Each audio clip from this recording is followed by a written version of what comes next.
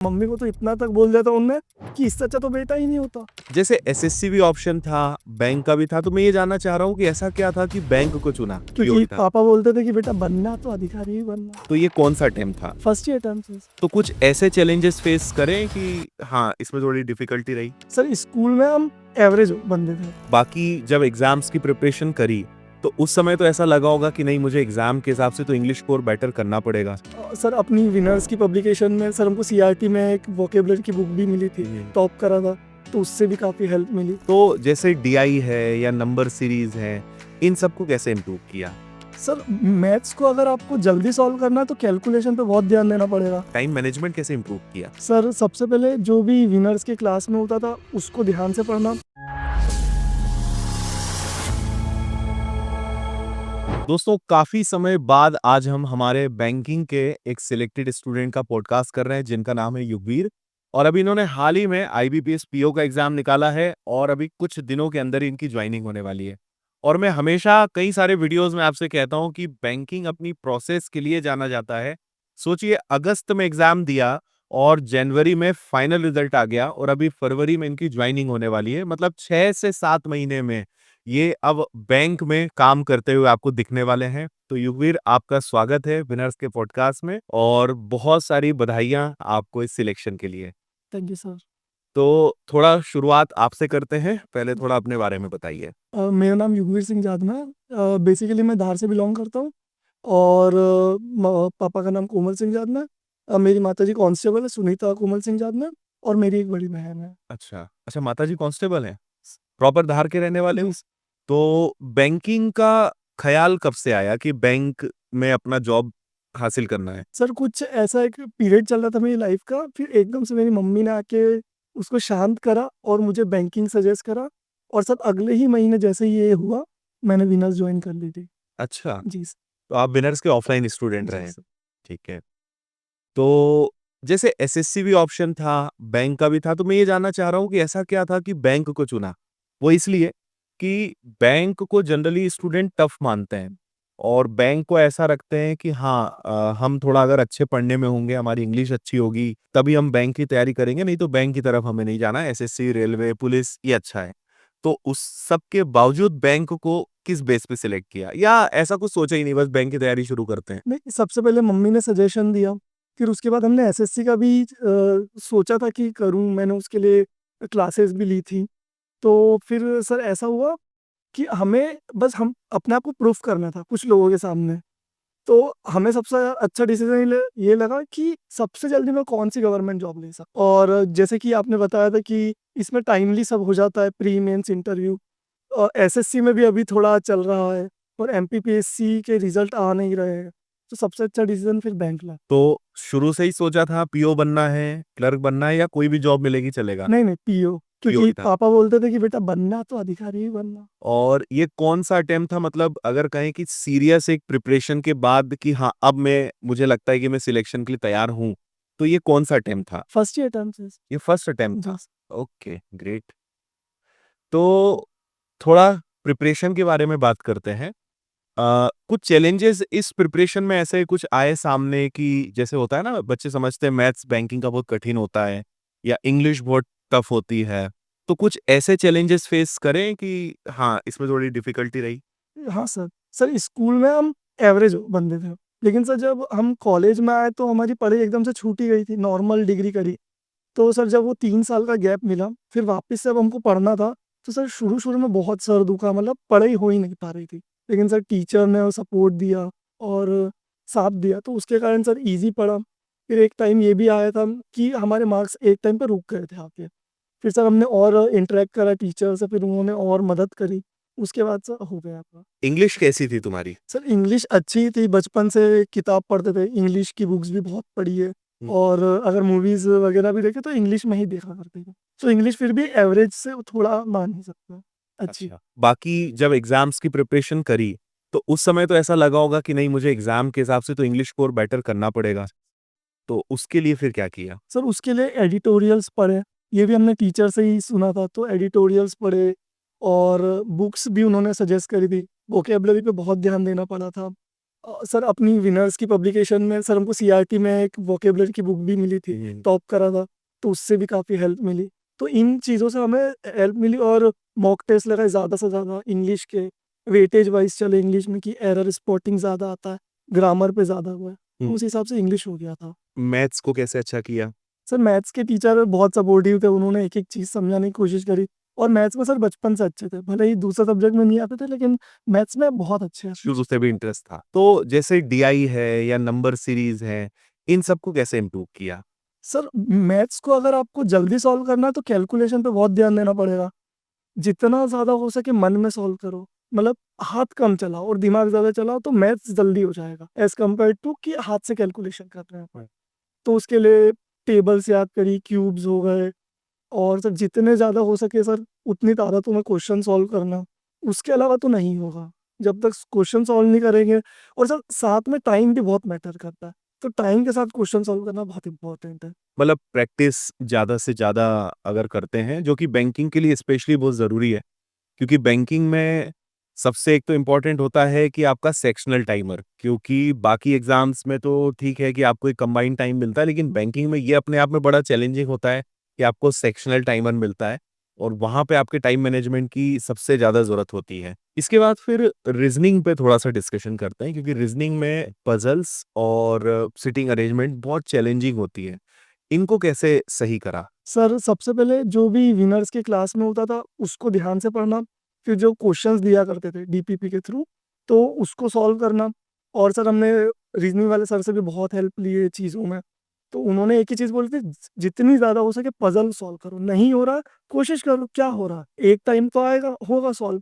तो फिर जितनी हो सके सर हमने वेटेज हिसाब से पजल को ज़्यादा इम्पोर्टेंस दी थी। सर सॉल्व करते गए तो सर वो ऐसा हो गया कि 1 मिनट, 1.5 मिनट में ही सॉल्व हो जाती थी पीओ लेवल की पज़ल्स। इतने हमने कर लिया था। जैसे पूरा टेस्ट लगा रहे हो, है ना? मैथ्स है या मतलब कंबाइंड एक एफएलटी आप सॉल्व कर रहे हो, तो शुरू में ऐसा ज़रूर हुआ होगा कि टाइम कम पड़ जाता होगा, है ना? धीरे-धीरे टेस्ट लगाए होंगे, टाइम का रहा होगा, लेकिन उस टाइम को कैसे कोई कवर करे? क्योंकि बैंकिंग में जैसा मैंने कहा कि टाइम बहुत कम होता है और डीआई है या पज़ल्स हैं, ये सारी चीज़ें इतनी लेंदी होती हैं कि आपके पास टाइम ऑलरेडी कम होता है। तो शुरुआत जब करी थी तब क्या स्थिति थी? फिर उस टाइम को मैनेज कैसे किया? टाइम मैनेजमेंट कैसे इम्प्रूव किया? सर जब शुरुआत में 3 महीने हो गए थे ट्यूशन को, तो सर हमने पहला मॉक लगाया था तो उसमें हमको 18 मार्क्स आए थे 100 में से। तो काफ़ी डिमोटिवेट हो गए थे, हमने मम्मी को लगाया, दीदी को लगाया कि मैं शायद ही कर पाऊँगा, मुझसे नहीं होगा क्योंकि 18 ही मार्क्स आ रहा है, इतनी मेहनत के बाद भी। फिर उन्होंने भी मोटिवेट करा कि नहीं पहला ही तो लगाया ना, 1 हफ्ते बाद और ट्राई कर, जो सर बोल रहे हैं वो करके एक बार देख। तो और सर अगर टाइम मैनेजमेंट की बात हो, तो सर पीडीएफ हमारे हिसाब से ज़्यादा नहीं लगाना चाहिए, जितना ज़्यादा कोशिश हो क्विज़ लगाओ। उसमें टॉपिक वाइज़ क्विज़ेज़ होती है, वो काफ़ी हेल्प करता है। सबसे पहले बेसिक करो, फिर क्विज़ पे मतलब सेक्शनल मत दो सबसे पहले, भले ही एफएलटी मत दो। सबसे पहले क्विज़ पे आना चाहिए। और कोई ऐसी इंसिडेंट, कोई घटना, चाहे क्लासरूम की हो, चाहे घर की हो, जो आप कुछ बताना चाहो? हाँ सर, वो पापा का देहांत हो गया था, तो उसके बाद सर काफ़ी हमको फ़ोर्स हुआ था कि उनकी अनुकंपा नियुक्ति लें हम। कांस्टेबल की मिल रही थी। तो सर पापा किस पोस्ट पे थे? Head constable. हेड कांस्टेबल पे। अच्छा। तो सर काफ़ी हमको फ़ोर्स करा गया, 1.5 साल तक फ़ोर्स करा गया कि नहीं कांस्टेबल ले, तुझसे नहीं होगा, तू नहीं कर पाएगा। बहुत बेटे हैं तेरे जैसे गवर्नमेंट नौकरी लेने जाने वाले, तो तू चपरासी की ही नौकरी लाके दे दे। ऐसा भी बहुत कुछ बोला गया। कुछ ज़्यादा ही क्लोज़ भी रिलेटिव थे, तो उन्होंने भी बोला कि एमबीए वाले बैठे हैं, ये बैठे हैं, कुछ नहीं होना जाना। 20,000 की लाके दिखा देना, हम उसमें ही खुश हो जाएँगे। ऐसा भी बोले थे। तो 1.5 साल तक ये चलता रहा, थोड़ा डिप्रेस्ड पीरियड भी चला और फिर सर फाइनल जाके मम्मी ने हमें सजेशन भी दिया और सर मुझे अपने आप पे पूरा भरोसा था कि बाकियों को है नहीं है, मुझे नहीं फ़र्क पड़ता। मुझे अपने आप पे था कि अगर मैं जाऊँगा, तो मैं करके ही आऊँगा, बहुत कुछ करके आऊँगा, कुछ नहीं बहुत कुछ। तो ऐसा हमको पहले से ही था। क्या बात है! ये भी बहुत बड़ी बात है कि हमने एक रिस्क भी ली और खुद पे भरोसा भी किया। नहीं तो एक छोटी जॉब तो मिल ही रही थी कि वो आराम से मिल भी जाती, एक कांस्टेबल का पद भी मिल जाता, जिसके लिए लाखों बच्चे हर साल फॉर्म भी भरते हैं। लेकिन ये एक बहुत अच्छी बात है कि हमने ये सोचा कि नहीं यार, हम खुद मेहनत करेंगे और हम कर सकते हैं। और मुझे लगता है कि वो जो डिसीज़न था, वो वाक़ई कितना फ़ायदेमंद रहा कि आज हम ऑफ़िसर बन चुके हैं और जो कि तुमने कहा भी कि पापा का सपना था कि बेटा ऑफिसर बनना बनना है। मतलब बहुत अच्छी बात है कि वो डिसीजन हमने लिया और आसान रास्ता ना चुनते हुए हमने कठिन। कठिन रास्ते को चुना और करके दिखाया। सर काफ़ी कठिन था, मतलब बहुत टाइम तो ऐसा फ़ील आया कि कहीं गलत डिसीज़न तो नहीं ले लिया। बिल्कुल होता है। कुछ-कुछ मौके पे ज़रूर आया था, लेकिन फिर मम्मी और दीदी ने, मेरी बहनें हैं, मेरे 2 दोस्त हैं, उन्होंने खूब करा। मतलब एक दोस्त ने तो इतना बोल दिया था कि तू नहीं बना कांस्टेबल के लिए, तू कर मत लेना, क्योंकि जिस तरीके की लाइफ़ अपन ने साथ में देखना चाहते हैं अपन आगे जाके, तो कांस्टेबल पूरी नहीं कर पाए। तो सर उन दोस्तों ने काफ़ी हेल्प करा। ऐसे पॉज़िटिव। दोस्त होना भी बहुत बड़ी बात है, जो ऐसा कहे नहीं तो दोस्त तो सबसे पहले बोलते हैं भाई ये मिल रहा है तू तो ज्वाइन कर ले। सर वो तो मेंस और इंटरव्यू के रिजल्ट के आने के पहले ही हमको पीओ पीओ बोलने लगे थे कि पीओ अच्छा, साहब करके। क्या तो वो काफ़ी पॉजिटिव एनवायरनमेंट वो बनाते हैं, हमेशा से बनाते रहे। अच्छा उसके बाद फिर रिश्तेदारों से बात हुई होगी, बताया होगा, फिर उन वो क्या बोलते हैं अब? सर जो सब पहले बोलते थे कि तुम तो ज्वाइन कर लो, 20,000 भी कमा के दिखा दो तो मान जाएँ। अब सर कोई भी नहीं बोल रहा कि तूने गलत डिसीजन लिया, सब ये बोल रहे बहुत प्यारा डिसीजन। और जब तुम तैयारी कर रहे होंगे तब तो बोला ही होगा कि सब बहुत बड़ी गलती कर रहे हो युगवीर, तुम ज्वाइन नहीं कर रहे हो, बहुत बड़ी गलती कर रहे सर हमको तो बहुत सारे पापा के ऑफिस वालों ने भी बोला था, मुझे बुलाया, मम्मी को बुलाया। मम्मी को तो इतना तक बोल दिया था उनने कि इससे अच्छा तो बेटा ही नहीं होता। ये तुम्हारी तुम कभी उम्मीद मत करना इस कि जीवन में कुछ कर पाएगा। और सर सबसे पहले उन्हीं को ही जाके मिठाई खिलाई। हो। सही है। मम्मी ने एक ही चीज़ बोली, सर गुस्सा बहुत आता है, तो मम्मी ने एक ही चीज़ बोली, "अभी नहीं, तू बन, फिर अपन मिठाई बन लेके के जाएँगे ना।" तो बस सर उन वो भी आँखें ऐसे खुली की खुली रख के रह गए कि इतनी जल्दी कैसे कर लिया तूने ऐसा? हाँ। बोला, "आप लोगों की दुआ है करके" ऐसा बोल दिया था फिर। मैं क्लास में बहुत बार स्टूडेंट को बोलता हूँ कि अगर रिश्तेदारों की ये जो आलोचना है या रिश्तेदार हैं, दोस्त हैं, करीबी रिश्तेदार हैं, अगर इनकी ये जो क्रिटिसिज्म है इसको अगर सही जगह लगा देना तो सक्सेस बहुत जल्दी मिल जाती। मतलब वो आग आपके दिल में जलनी चाहिए कि नहीं ईगो इनको पे तो लिया। हाँ, ईगो पे लेना है कि इनको तो बन के दिखाना है और उसको बस सही जगह आप यूज़ करो। और मैं मानता हूँ कि आपके पीछे ऐसे लोग होने चाहिए, जो आपको बार-बार ये याद दिलाएँ, बार-बार मजबूर करें कि अपने लिए ना सही लेकिन इन लोगों को गलत सिद्ध करने के लिए तो बनना ही पड़ेगा। और जितनी जल्दी हो सके हाँ, तो वो क्रिटिसिज़्म जो है, जो लोग आपकी टाँग खींचते हैं, ताने मारते हैं और बताते हैं कि नहीं तुम्हारा कुछ नहीं हो सकता, तो मैं समझता हूँ कि ऐसे लोग बहुत ज़रूरी हैं लाइफ़ में।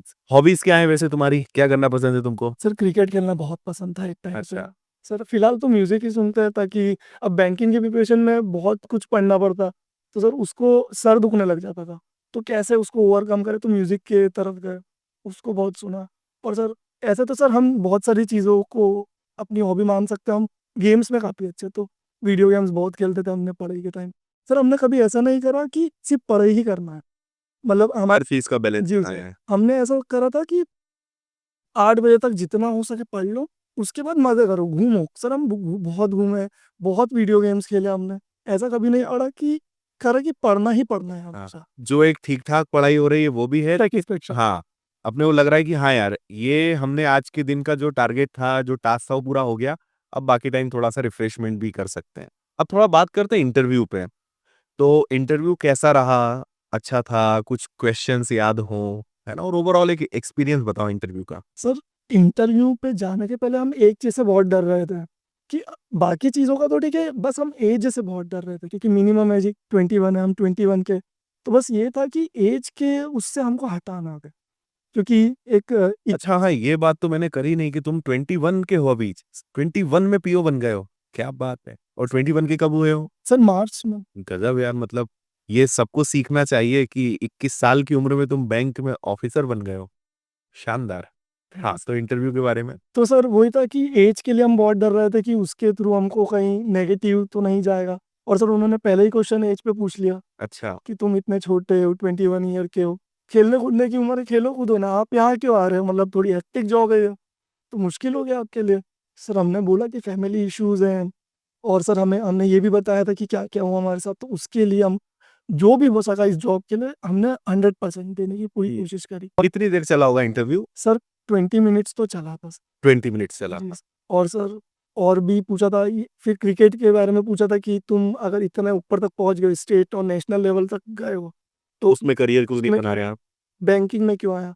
तो सेम आंसर दिया, फैमिली रिस्पॉन्सिबिलिटी, तो उससे भी हो गया था। फिर सर एक मैम ने एचआर का सवाल पूछा था कि एक फार्मर आया है 5 करोड़ रुपए लेके, जिसके पास सिर्फ 2 बीघा ज़मीन है। तो सर हमने पहले तो उन्हें बताने की कोशिश करी कि एग्रीकल्चर बैकग्राउंड है ही नहीं हमारा, ना कोई ज़मीन है ना कुछ। तो हमने उन्हें बोला कि मैम सॉरी, बट आप ये बता सकते हो 2 बीघा ज़मीन कितनी होती? अब सर हमें पता नहीं, अब गलत आंसर दे देते तो नेगेटिव मार्क्स वो मिलते। भी होता है, बिल्कुल सही। तो मैम ने फिर हँस के बताया कि ऐसा है। तो हमने फिर उसके हिसाब से आंसर दिया कि अगर 5 करोड़ लेके आया और सिर्फ 2 बीघा ज़मीन है, तो क्या ये जो पैसे हैं, क्या वो सही है, ब्लैक तो नहीं है? तो उसके हिसाब से आंसर दिया। फिर सर एक सेंटर में सर बैठे थे, काफ़ी एजेड थे। तो सर उन्होंने काफ़ी अजीब क्वेश्चन पूछे थे थोड़े। अच्छा, उन्होंने पहले तो ये पूछा कि था कि अगर बैंक की गलती है और कस्टमर फ़ोन पे बहुत गालियाँ दे रहा है, तो आप क्या करोगे? तो हमने सबसे टोटल कितने लोग थे पैनल में? सर 5 थे। 5 लोग थे। अगर बैंक की गलती है, तो हमें एक स्टेप पीछे ही रहना पड़ेगा और पहले तो उसका गुस्सा शांत करेंगे, उसको बोलने देंगे पूरा। फिर एक बार वो शांत हो जाएगा ना, फिर हम अपना पीओवी देंगे उसको, पॉइंट ऑफ व्यू रखेंगे कि अगर बैंक की गलती है, तो बैंक के दायरे में क्या उसको जल्दी से जल्दी सुविधाएँ दे सकते हैं, उसे देने की पूरी कोशिश करेंगे। और अगर कंपनसेशन भी बैंक कुछ दे सकती है उसको, जो भी दिक्कतें हुई उसके कारण, तो उसके लिए भी उसको, ताकि उसको लाभ हो, ऐसा बैंक को नेगेटिव पॉइंट ना पहुँचे, ऐसा करके आंसर दिया। और सर एक अतरंगी सवाल ये था कि अगर तुम्हारा बॉस आया है उसकी बीवी से झगड़ के और आपको बहुत गालियाँ दे रहा है, तो आप क्या करोगे? तो इसमें सारे पैनल मेंबर हँस दिए थे। तो सर एनवायरनमेंट काफ़ी अच्छा हो गया था इसके बाद। तो सर हम भी हँस दिए थे, तो सॉरी भी बोले थे। फिर यही बोला कि पोजीशन बड़ी है और एज भी बड़ी ही होगी उनकी। तो पोजीशन और एज के रिस्पेक्ट में, उनकी पोजीशन को रिस्पेक्ट में रह के उनकी पूरी बात सुनेंगे। और भले ही हमारी गलती हो ना हो, लेकिन पॉइंट ऑफ व्यू हम ज़रूर रखेंगे अपना कि इस वजह से ये हुआ, या हमारी गलती नहीं है, तो ऐसा करके। तो इससे भी काफ़ी वो खुश हुआ। और सर लास्ट में अब उन्होंने पूछा कि आप किसके साथ आए हो? तो हमने बोला मम्मी के साथ आए। तो उन्होंने लास्ट में ये ज़रूर बोला था कि अपनी मम्मी को याद से जाके बोलना कि उनके लड़के ने बहुत अच्छा इंटरव्यू दिया, पैनल मेंबर काफ़ी खुश है और काफ़ी कॉन्फिडेंस के साथ आंसर भी दिया उसने। वहाँ से तुमको लग गया होगा कि यार इंटरव्यू तो अपना बढ़िया गया है। सर फिर भी हम एक तरीके से उसमें थे कि कहीं हम छोटे हैं, तो दिल को दिलासा देने के लिए तो ये नहीं बोला। तो इसमें भी हम काफ़ी, अच्छा, ये भी हो सकता है। हाँ, तो उसमें भी हम काफ़ी क्या मतलब सच में है या दिल को शांत करने के लिए कर। बिल्कुल सही है। वही, तो बाकी सर अच्छा मार्क्स आया सर, 80 मार्क्स आए इंटरव्यू में तो। क्या बात है! तो ओवरऑल इंटरव्यू को लेकर अगर कम शब्दों में बताना हो कि इंटरव्यू के लिए किन बातों का ध्यान रखना सबसे ज़रूरी है, तो क्या कहोगे? सबसे पहले खुद पे भरोसा, कॉन्फिडेंट रहो। और वो तो बैठे ही है जॉब देने के लिए, वो ऐसा नहीं है कि तुमको नहीं देना है उनको जॉब, वो तो बैठे ही हैं। तो बस वो जो पूछे उनको कॉन्फिडेंट के साथ आंसर दो और उनको एज़ अ एम्प्लॉयी समझो, जो भी आपके सामने बैठे हैं panel member, as a employee नहीं कस्टमर समझो और खुद को समझो कि मैं ऑफिसर ही हूँ। और जो भी वो पूछे उनको आंसर देने की कोशिश करो। और बाकी हमने जब सबसे पहला इंटरव्यू दिया था सर, तो काफ़ी हम डर गए थे, मतलब हमारा अच्छा नहीं गया था। अच्छा। बट सर जैसा हमको फीडबैक दिया सर ने, हुँ। विनर्स में जो इंटरव्यू थे मॉक, तो उससे काफ़ी हेल्प मिली सर। मतलब हम सर जैसे हम गला हिला के बात करने की बहुत आदत है और सर हमारे हाथ हिलाने की भी बहुत आदत है। सर उन्होंने तभी वो टोका, कम किया हो। बहुत टोका। सर बड़ी मुश्किल से सर हम फिर भी ऐसे उँगलियाँ हिलाया करते थे, लेकिन फिर वो हो गया ठीक। फिर सर बाकी क्वेश्चंस जो विनर्स में पूछे थे सर, बहुत सारे वहाँ पर भी एग्ज़ैक्ट आ गए थे, तो उससे भी काफ़ी हेल्प मिली थी सर। विनर्स के साथ कैसा अनुभव रहा तुम्हारा? सर बहुत अच्छा, मतलब कुछ-कुछ चीज़ों में दिक्कत आई थी, तो हमने विनर्स पे कंप्लेन भी करी, तो इमीडिएट एक्शन भी हुआ उस चीज़ों पे। और बाकी टीचर्स काफ़ी इंटरैक्टिव है, मतलब ऐसा नहीं है कि टीचर और स्टूडेंट में बाउंड्री है। मतलब वो तो रख रहती है, बट काफ़ी फ्रेंडली नेचर।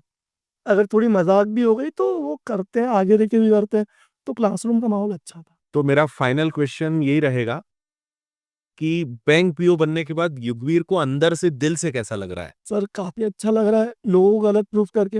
हालाँकि ये हमारा गोल नहीं था, तो जो अब अगला है उस पे हम जाएँगे, ज़रूर जाएँगे। बाकी अगर ऑफ़िसर बने इतनी सी उम्र में, तो सर काफ़ी कॉन्फिडेंट फ़ील करते हैं। और सर अब तो हम हमारी एज वालों को कॉम्पिटिशन में देखते भी नहीं हैं। क्योंकि बात ये है कि सर अब ऑब्वियसली इतनी बड़ी सैलरी है, तो सर हम और चाहेंगे कि आगे जाके और बढ़िया सैलरी हो। और सर काफ़ी रिश्ते भी आने लगते हैं। हाँ, रिश्ते भी अभी तो अभी शादी करने का क्या सोचा है तुमने? नहीं सर, अभी टाइम है। अभी तो और कुछ करना है, बहुत कुछ करना अभी अगला क्या सोच रहे हो? अब इसके बाद किस चीज़ की है। तैयारी करो सिविल सर्विसेज़ में फ़ोकस करोगे? मतलब मुझे लगता है कि ये सफ़र काफ़ी इंटरेस्टिंग होता है। पहली जॉब, शुरुआत के दिन, अभी ट्रेनिंग होगी आपकी, नया ऑफ़िस, नया कल्चर, बैंकिंग मतलब एक जो सपना एक स्टूडेंट जब तैयारी करता है और अपने आप को इमेजिन करता है कि मैं ऑफिस में बैठूंगा, लोगों से मिलूंगा, काम करूंगा, तो वो एक अलग ही आनंद है। क्योंकि उस चीज को मैंने भी जिया है, तो मुझे भी पता है कि जो शुरुआत के दिन होते हैं वो हमेशा यादगार रहते हैं। और नया सफर है तो बहुत मजा आएगा। और साथ ही साथ ये भी चाहूंगा कि अगर सिविल सर्विसेज आपका सपना है तो उसके लिए भी आप इतनी ही शिद्दत के साथ, ऑनेस्टी के साथ और मेहनत के साथ लगो। और एक दिन फिर से हम वापस पॉडकास्ट करें ज़ और सिविल सर्विसेज की सफलता पे फिर आपकी बात करें। तो बहुत सारी शुभकामनाएं आपको नए सफ़र के लिए। Thank you. Preview.